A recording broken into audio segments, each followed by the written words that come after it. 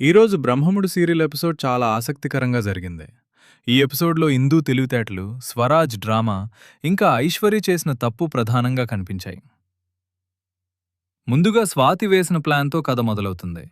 స్వాతి కొన్ని బట్టలు తీసుకుని వచ్చి ఇందూ చేతిలో పెడుతుంది. ఇవి నాకు రేఖ ఆంటీ ఇచ్చిన బట్టలు అని చెప్తూ టైలర్ దగ్గరికి తీసుకెళ్లి కుట్టించుకుని రమ్మని ఇందూని బయటికి పంపుతుంది. ఇందూ మాత్రం టైలర్ దగ్గరకు కాదు.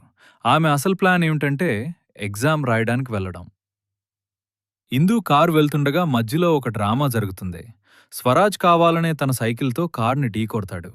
అక్కడే పడిపోయి పెద్దగా అరుస్తూ డబ్బున్న వాళ్ళు సామాన్యులను తొక్కేస్తున్నారు అంటూ డ్రామా మొదలుపెడతాడు.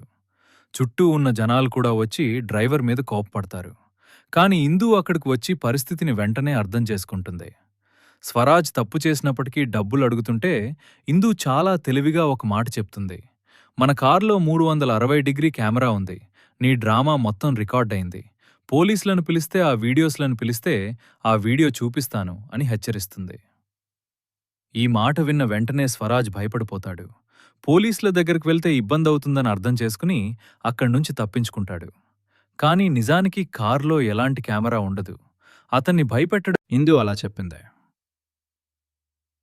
ఇక తర్వాత ఇందూ నేరుగా ఎగ్జామ్ హాల్కి చేరుకుంటుంది. అక్కడికి వెళ్ళగానే ఐశ్వర్య కూడా అక్కడుంటండం చూసి షాక్ అవుతుంది. తనని గుర్తుపట్టకూడదని ఇందూ వెంటనే మాస్క్ పెట్టుకుని లోపలికి వెళ్తుంది. ఇన్విజిలేటర్ మాత్రం మాస్క్ ఎందుకు పెట్టుకున్నావు అని అడుగుతాడు. ఇందూ మాస్క్ తీసి కేవలం అతనికి మాత్రమే తన ముఖం చూపిస్తుంది. అలా ఐశ్వర్య కనిపించకుండా తెలివిగా తప్పించుకుంటుంది. ఇక మరోవైపు ఐశ్వర్య మాత్రం ఎగ్జామ్లో కాపీ కొట్టడానికి స్లిప్లు తీసుకుని వచ్చింది. ఇన్విజిలేటర్ చూడకుండా నెమ్మదిగా స్లిప్లు తీసి కాపీ కొట్టడం మొదలుపెడుతుంది. కానీ అదృష్టం కలిసిరాదు. సరిగ్గా అదే సమయంలో ఇన్విజిలేటర్ ఆమె చేతిలో ఉన్న స్లిప్లను చూసేస్తాడు. రెడ్ హ్యాండెడ్గా పట్టుబడిన ఐశ్వర్య భయంతో వణికిపోతుంది.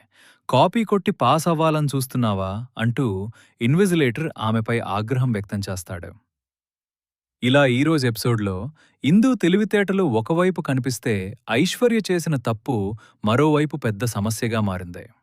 మరి తరువాత ఎపిసోడ్లో రేఖకి ఇందూ ఎక్కడికి వెళ్ళిందో తెలుస్తుందా? అసలు నిజం బయటపడుతుందా? అది తెలుసుకోవాలంటే తదుపరి ఎపిసోడ్ చూడాల్సిందే.